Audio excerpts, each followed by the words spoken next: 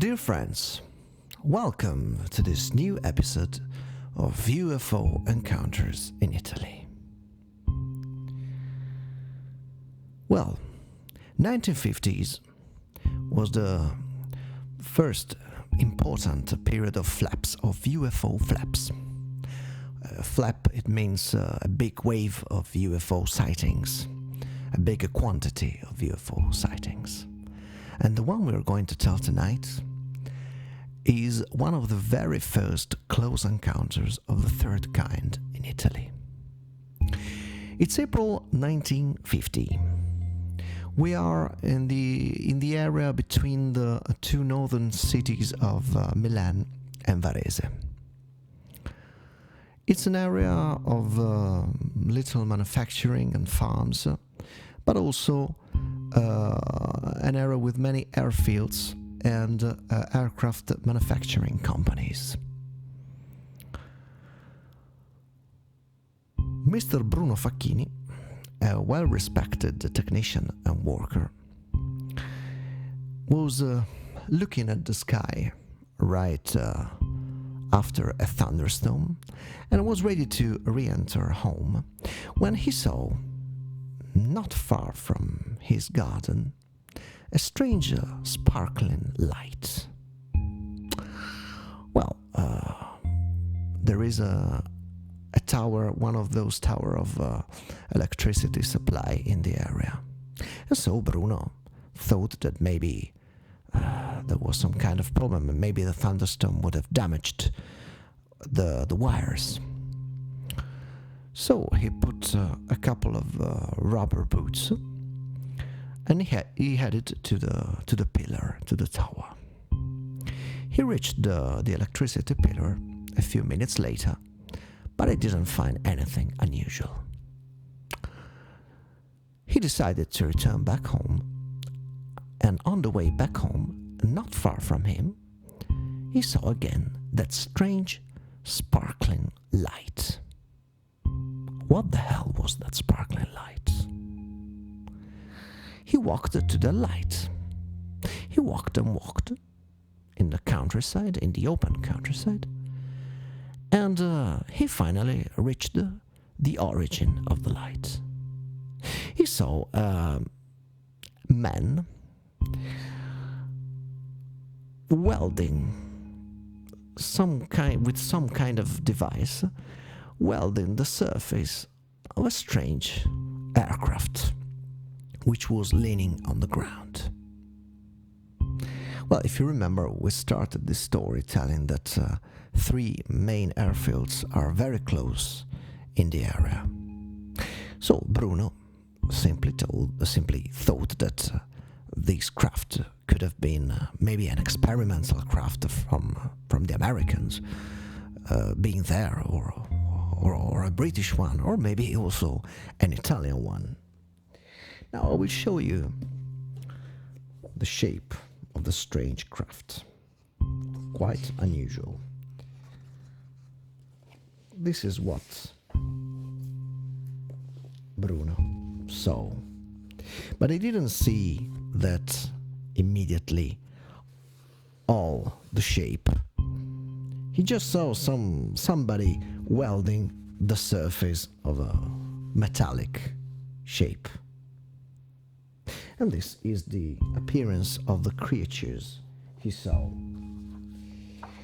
Well, they were tall like normal men, and they also behaved like normal people. This is their appearance. You see. So seeing three or four of these men around the craft, he was a very practical and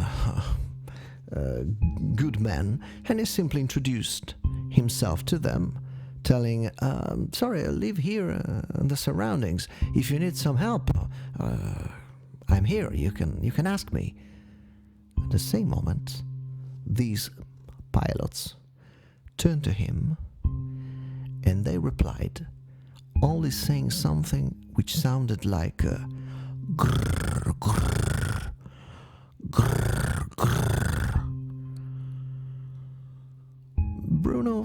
that maybe introducing himself to them was not the right thing to do.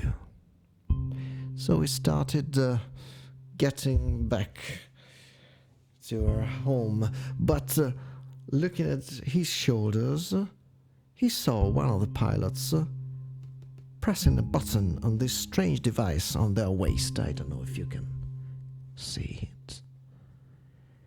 And a sort of beam, not beam of light, but beam of compressed air, invested him, hit him completely, and threw him on the ground. Bruno was really scared now. He saw the guys all re-entering their craft, the hatch closing, and in one moment, zoom, that strange craft disappeared into the dark night. Bruno returned back home, but didn't manage to sleep all night long, and was quite traumatized, according to his relatives, not only for the immediately for the days and weeks after, but for the whole life.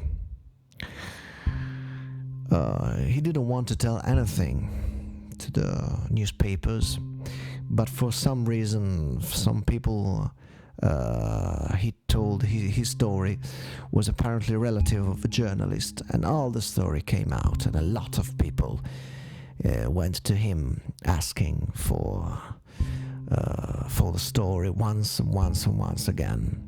Apparently also Italian Secret Service were interested in this incredible story. And the curious thing is that our friend Bruno not only has had the memories of the story, but also some debris. Actually, the day after the encounter, Bruno went again to the countryside where he met these strange occupants, and he found some debris, some metal debris, probably coming from the welding process these creatures were taking on their craft. One UFO specialist got these debris analyzed, and it was curious because there was no trace of unknown metals or unknown materials. It was all purely normal, but it was clear that this debris came from some kind of engine.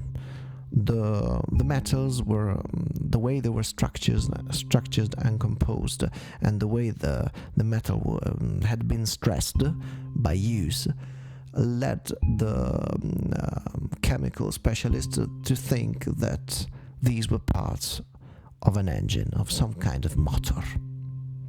What kind of motor remains a mystery.